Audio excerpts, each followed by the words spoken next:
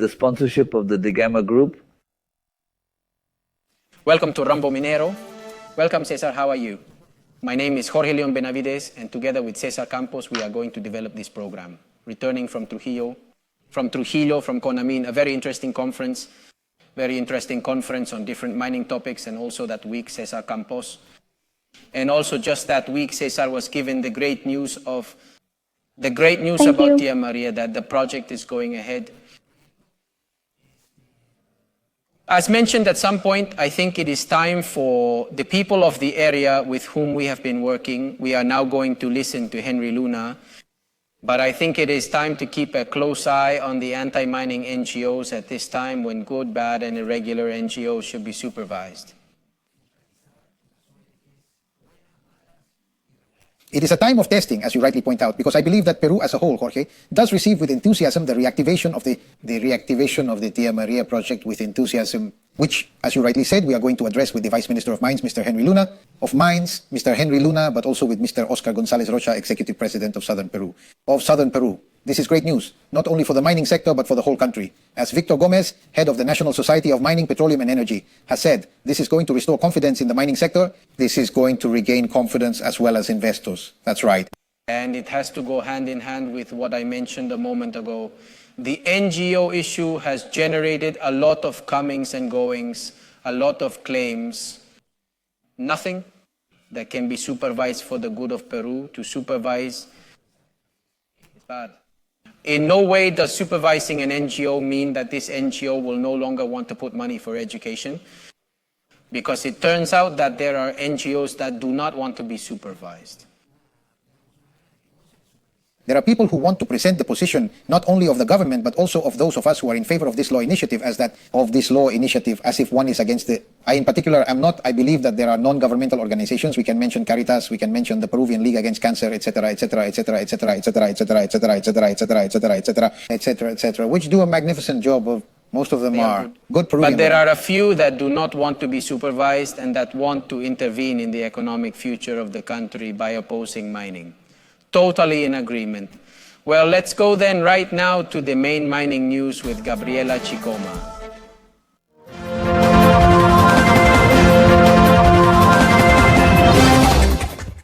Jorge, these are the main mining news of the week. After the government gave the green light to the Tía María copper project, which restarted its construction work this week, now the goal of the Ministry of Energy and Mines, MINEM, is to speed up the replacement of Antamina and Inmaculada during the rest of the year.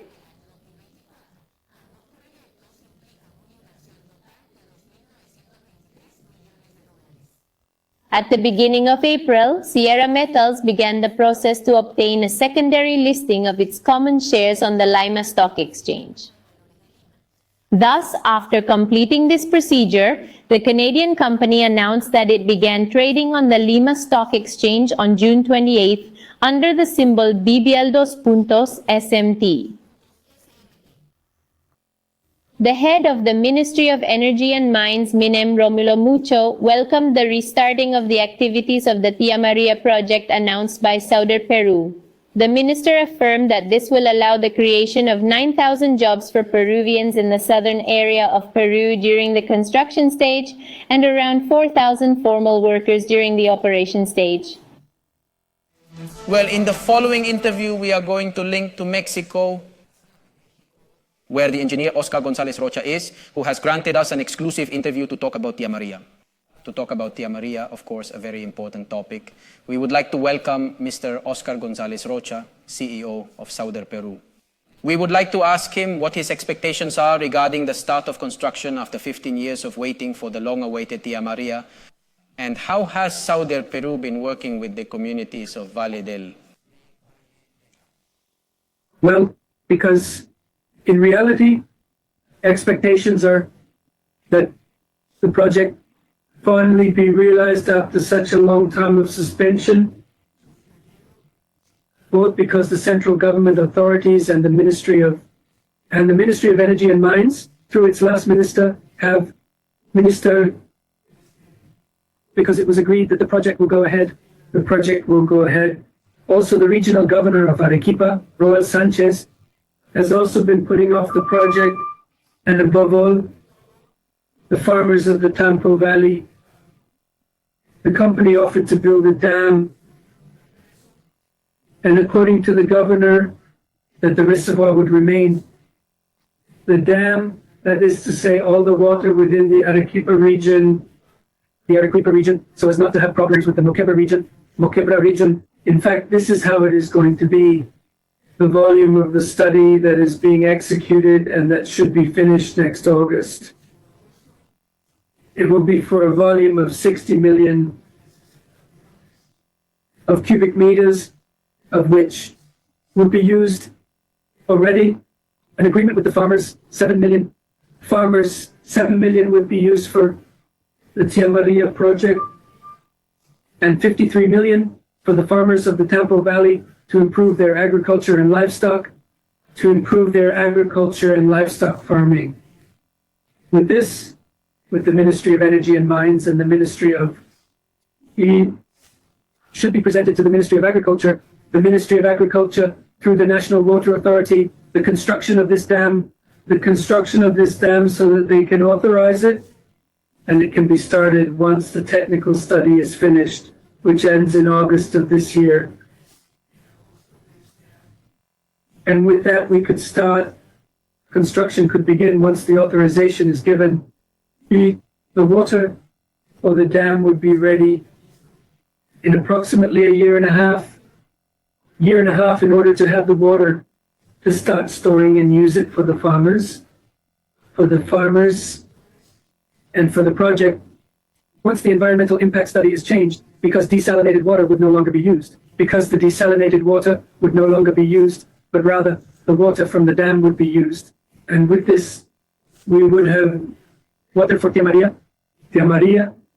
Let us hope that this results and the construction of the dam begins if it is authorized by the authorities of the Ministry of Agriculture this year, and it can be completed year and a half or so, according to what we have been told. With this, we could have the water for mid of the year of the project would be built 2 years after the environmental impact study is authorized, and would therefore be ready for production to begin. Production could begin.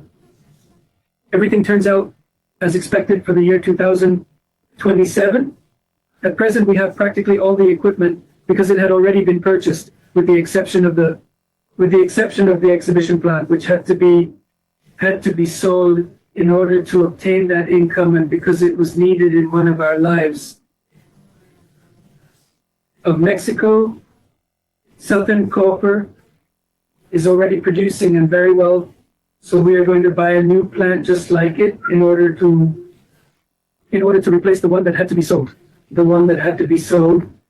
With this, it would be built and also receive the new plant, which it produces from Europe, because it is working very well with the view of the copper from the state of Sonora in Mexico, which is part of Southern Copper. And with that, we could also have production of Tía María practically by 2027, once it is built and received.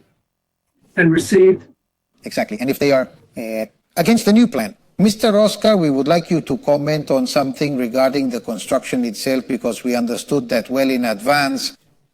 When the project was going to start, there was talk of the acquisition of certain machinery and equipment. These are going to be implemented. We would also like you to tell us if the amount of investment is going to vary. It was estimated to be $1.5 billion. Raul Jacob already mentioned that this could probably increase. Tell us a little bit about this. Well, the production would effectively be in 2027 when production would start. As you say, we have all the equipment except for the plant and some other small things in order to be able to construction for 2 years once we have the approval of the authorities. from the authorities. And with that, we will be able to produce it, copper starting in 2027. Let us hope so. 120,000 tons of copper would be produced. This would be copper cathode production because the plant is a hint plant in which it is going to be installed. And with this, and sell the copper cathodes directly through the port of the Arequipa region.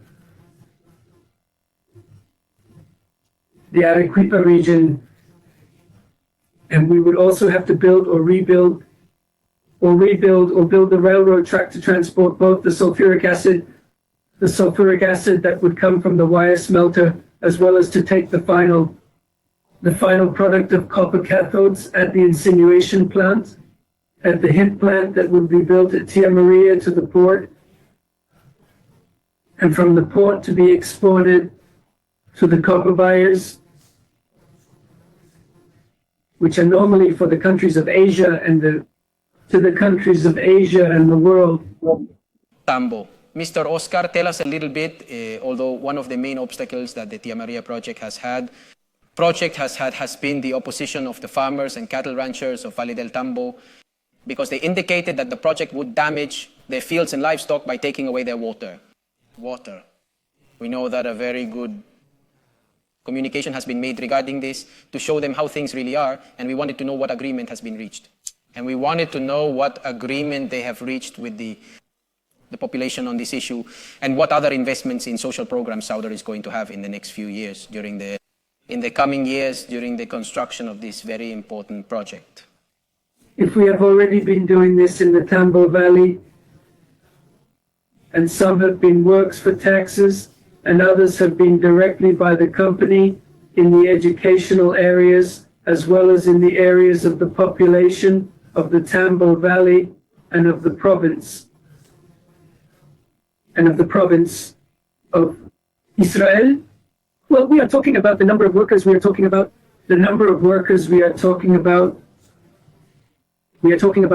9,000 workers during construction, and we hope that all of them will be from the Arequipa region, mainly from the Tambo Valley. If, in addition to the farmers of the valley, we have their relatives who can work, we would have to train them and everything, but we need 9,000 workers during the 2 years of construction, and then about 6,000 workers for the next 2 years. From the operation of the project, and we want and hope that all of them will be in the Arequipa region, so that this benefit will also be for the provinces of Arequipa, or for the Tambo Valley, or for the Tambo Valley, or for the Tambo Valley, or for the family members of the farmers who can work and who can be trained for the development of the project that would take place.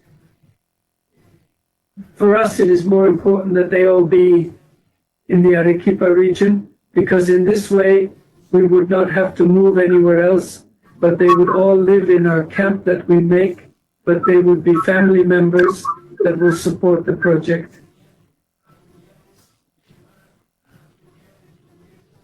At working with us, so that is the objective.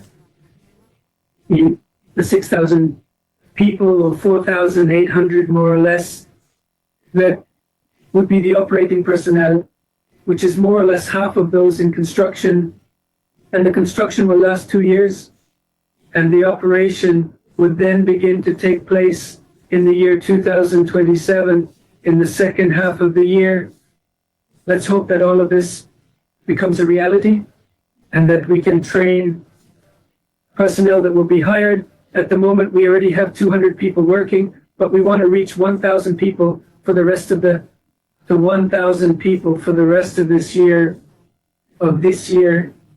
in order to be able to prepare the areas where the plant is going to be built, and above all, to be able to be able to start to review the equipment that we have stored in the strength of it and close to the Tambo Valley, in order for us to be able to have the possibility of construction, we are going to have a new environmental impact study because which is approved to use the desalinated water and to be able to use it in the mining project of La Tapada and Tía María. Mr. Oscar, it is also important to know the status of the backing, the support given by the central government to the development of the Tía María project. The development of the Tía María project, as well as to tell us about this support given by the Arequipa, the governor of Arequipa, and specifically Governor Roel Sanchez, in order for this to go ahead. Finally, please reiterate the positive impact that Tía María is going to have not only for the Arequipa region, but for all of Peru. Well, it has been important, not only he, but now the new minister who joined the Ministry of Energy and Mines has also been supporting and speaking in favor of the Tía María project so that it can begin to be built, and with this other projects in the country that are also pending to be executed can be reactivated and be able to produce and provide economic benefits for their regions and for the country as a whole.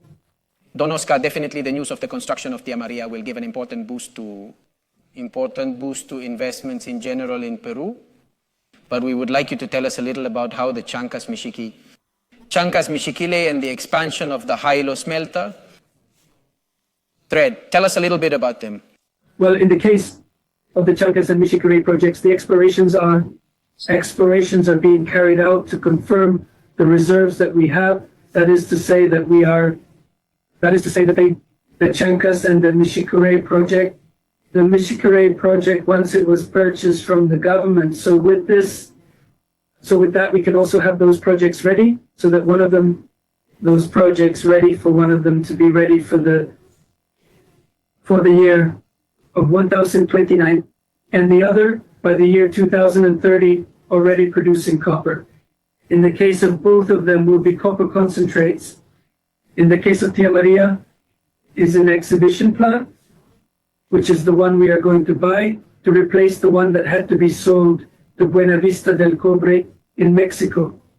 This and that plant can also be delivered in time to be installed and ready for the project by the year 2027.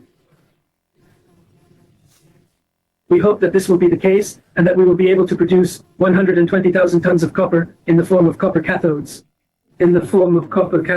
Because it is a distribution project. This that can be produced in the form of copper cathodes.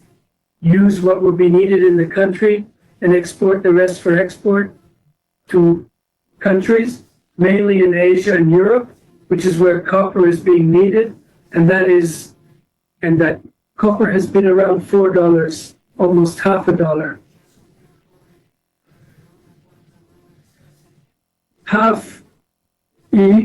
That this is going to help both the company and the region and the country in the form of taxes that the company would pay to these two governmental areas.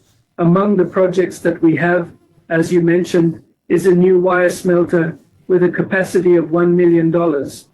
This is a new wire smelter with a capacity of 1 million tons. The current one that is working is of 1,200,000, but it is no longer enough with the production of the expansion of Toquepala, and at least when they start working on the projects of Chancas and Michiquille, and that are concentrates, there will also be an expansion that, although it is not yet approved by the board of directors, we believe that in the July board meeting, the expansion can be approved by the board of directors. The expansion of the Cuajone mine may be approved at the July board meeting, so that from 90,000 tons currently authorized, it can be increased to 120,000, and it will be the same as touch shovel. With 120,000, the two areas of Toquepala and Cuajone, so that the mine can be this additional concentrate, and both the Chancas and Michiquille concentrates can be used in this smelter. Can be used in this new smelter, that will be of 1 million tons. to produce anodes and the expansion of the wire refinery, which although it will not be possible due to the space we do not have, up to the capacity of the new smelter, this can produce a good amount of copper cathodes that can be sold as such, and that benefits us from what we are now selling as concentrates, and that is more expensive to transport them to their place of origin, from the sale that is going to be executed. Well, thank you very much to the engineer Oscar Gonzalez Rocha, Executive President of Southern Peru, for this very important interview at this time. Very important at this time. We are all very excited, and we believe that there are also other projects that must go ahead so that Peruvian mining can really help to raise the... Peruvian mining can really help the central government's revenue government, and that we can really, as we always say, mining should be the one who helps to help the most needy people who are in need of help. The most needy people, that is the extreme poverty and the poverty that we have so much in the country, and we believe that we have many resources to do so. Please join us now to hear and see a little bit more about the great fair that is coming up in September from the 11th to the 13th of September, Expo Mina. Go ahead, Gabby. Thank you very much. Expo Mina Peru, September 11th to 13th, 2024, will be chaired by Luis Rivera, Executive Vice President of Colfis Las Americas. Highlight your brand through the various sponsorships that we offer in Expo Mina Peru. Networking opportunities, participation in exclusive activities, promotion in the media, among other important benefits. For more information, visit our website www.expominaperu.com. Well, we met with Henry Luna, Vice Minister of Mines, and we are going to talk a little bit about several topics, several announcements that have been made in these days, in these weeks. Welcome, Vice Minister. How are you? I am very grateful for the invitation and Llano to answer all the questions. Let's start with Tía María, which is what many people want to know. We have seen more tranquility on the subject, Tía María, with respect to the social issue. However, we would like you to tell us on the one hand what is coming with Tía María, and on the other hand, I listened to the statements of the mayor of Islay. Besides changing, what worried me the most is that they were changing. At one point it was like that. I believe that we are going ahead and I don't know what. And the next day, this one was not. On my side, they should not go, which is an intrusion. I think that as mayor, he has to try to move forward because in the end, Islay is going to have a lot of resources. What is your opinion about these comings and goings? I think that sometimes there is political injection. Yes, I believe that Tía María is a project that already has many years of development. Questions? Yes. Explorations have already been carried out. The reserves have been confirmed, which exceed 700 million fine metric tons of copper. The life of the mine has also been estimated at approximately 20 years. On the other hand, during these years, we have seen that there has been a lack of communication. Communication has been a bit lacking in the first stage of the project, but in this second stage, communication has improved. Communication has improved, and not only at the company level, I believe, but communication has also improved in the state. The state is much more active. It is permanently present and coordinating with the regional authorities. We have interacted, for example, with the regional governor at the event in Canada, IDAC, where we have received together with him many investors, and he has been able to see the importance of the mining activity. Also, we have also received at the Ministry of Energy and Mines the mayor of Cocachacra and other mayors and local authorities who told us that they were not interested in the mining activity, who told us that they were not against the project, but on the contrary, they were in favor of it, but they also required that the conditions in the area be improved.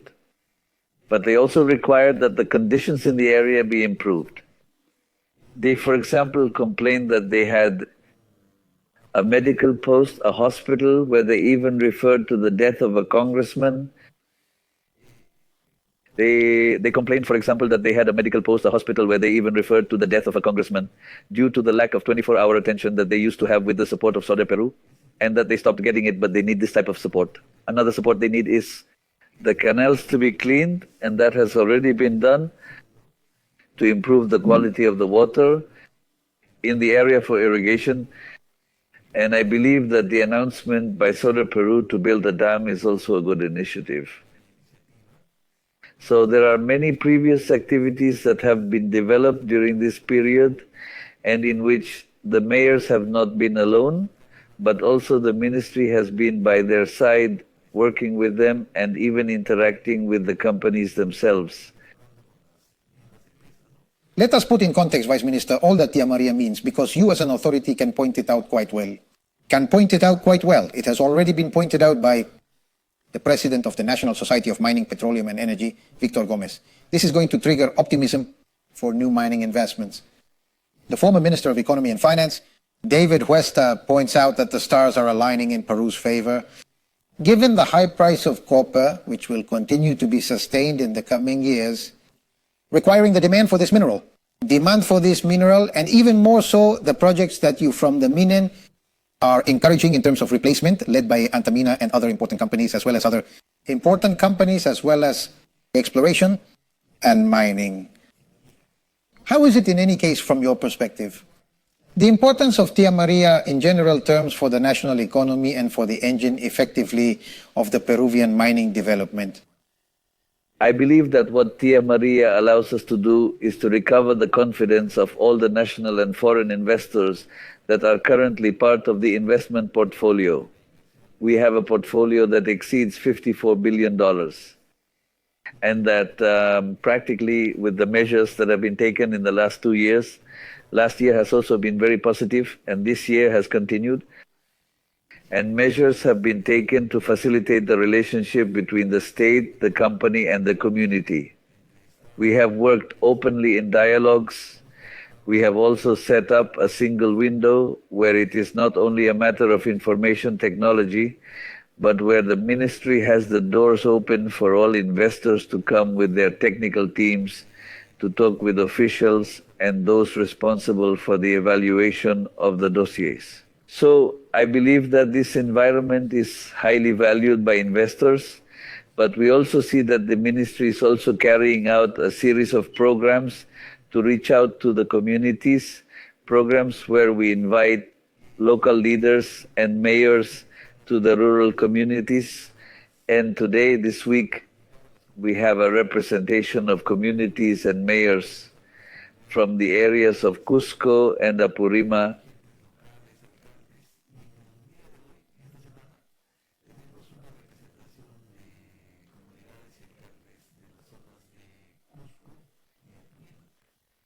To whom we spoke in a transparent manner. We explained the whole mining cycle. The first question is, what do they know about minerals? And most of them, when we talk to them about minerals, they immediately relate it to pollution and not to development. What do they do? We have to give them a talk so that they can understand, which I think is great. Now, I wanted to ask you, among other topics, because we have several topics, we always run out of time with you. I wanted to ask you about the rainfall issue. An extension was given until December. Now there is a new proposal. What is this new proposal? Well, I believe that the reinvestment issue, we have to start with the fact that this started practically in the year 2012 with the commitment statements, right? And it has been successively extended until 2024, 12 years now. But in these 12 years, let us say that no great progress has been observed. Why is that? Because the approach to the reinvestments has not been the right one. If from the moment practically you are a mining entrepreneur, to be in a company you need an adequate team of personnel to be able to develop this activity. You need investment to be able to develop this activity. And the same happens with the artisanal miner. The few artisanal mining companies that have grouped into organizations have been able to move forward and are now formalized. Some of them have even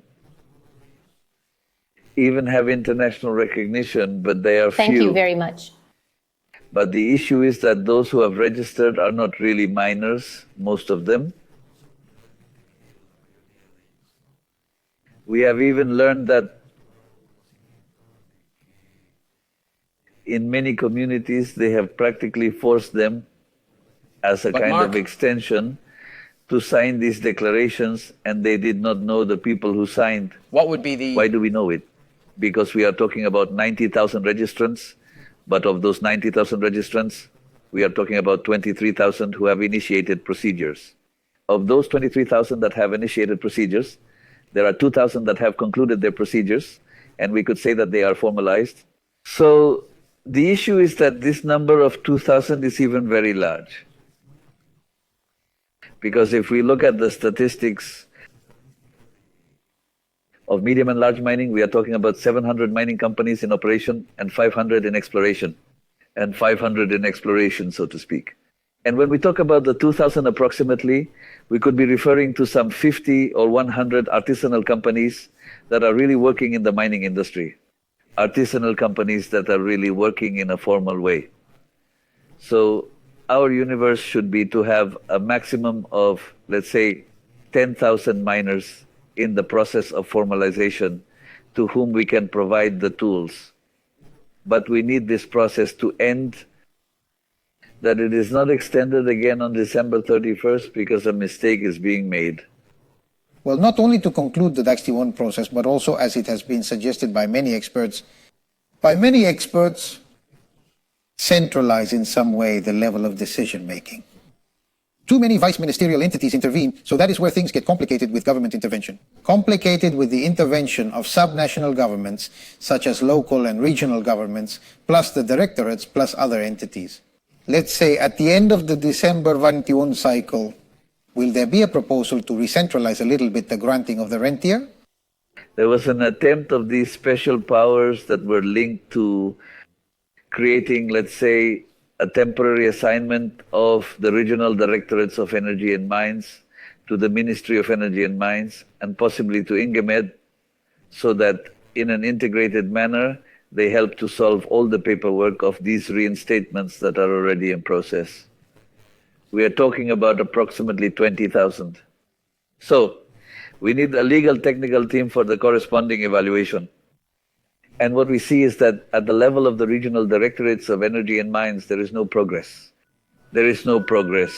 So it has been a step backwards to have, since the year 2002, to have transferred the competence of small mining and artisanal mining to the regional governments, because at this time they are not capable of developing the necessary procedures to formalize.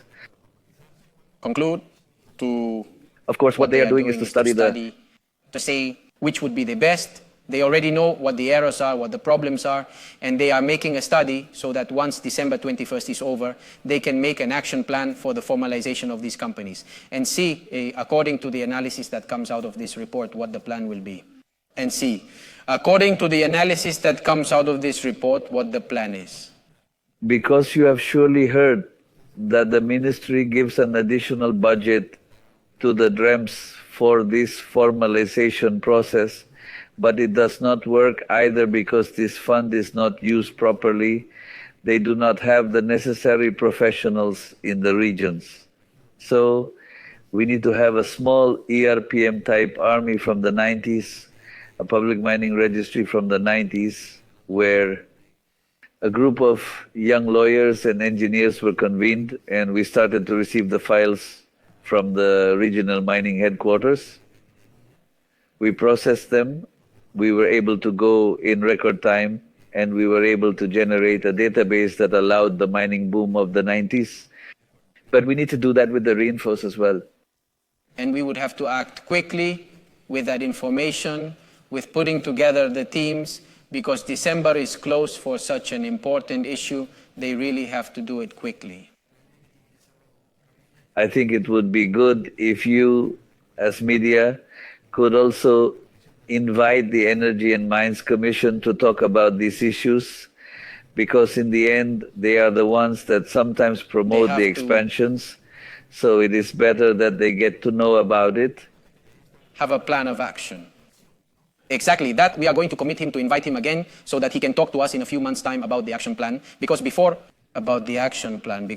removing the rainfall, we have to put an action plan. Yes, we have committed ourselves to present the ASM law for this fortnight of July so that we can share it with you, to be able to share. Then we committed to come to the program and be able to present the ASM law. That way we can go a little bit deeper. All right? Thank you very much, Vice Minister, for being on Rumbo Minero. Thank you very much. See you later. Well, next we are going to Gabriela Chicoma with Expomina. Go ahead, Gabriela. Expomina Peru, the largest and most important mining meeting in Peru in 2024, with 16 years of trajectory, do business with the mining sector of Peru and America. Expomina Peru from September 11th to 13th, 2024 at the Yoke and Lima Exhibition Center. Portfolio of mining projects in Peru for more than $53 million and portfolio of mining projects in America for $450 million. Invest with the leaders, participate in Expomina Peru 2024. For more information, check our website www.expominaperu.com. Well, coming to the end of the program, Cesar, what engineer Oscar Gonzalez Rocha tells us fills us with enthusiasm. I believe that what engineer Henry Luna tells us about the work of the... Henry Luna tells us about the government's work for the project. This is a clear example of the government and the mining company working hand in hand with the communities can reach an agreement. Indeed, that is the most important thing, to maintain a coherent vision between the state, the private company, and of course the neighboring communities, but also all of us. Because in reality, as engineer Gonzalez Rocha has rightly said, Gonzalez Rocha has said Peru benefits, and what you consulted the Vice Minister of Mines about the ASM law is an issue we have to discuss. It's an issue that we have to discuss. We are going to present it here, and we hope that the Congress will give way to the ASM law, and that Congress gives way to the ASM law, and we hope that we do not reinfo, which unfortunately is not working, and we believe that people should be helped to formalize, but in the right way. Thank you very much for being with us. Next comes Peru Construye in a few minutes from Rumbo Minero. We thank you for being on this signal.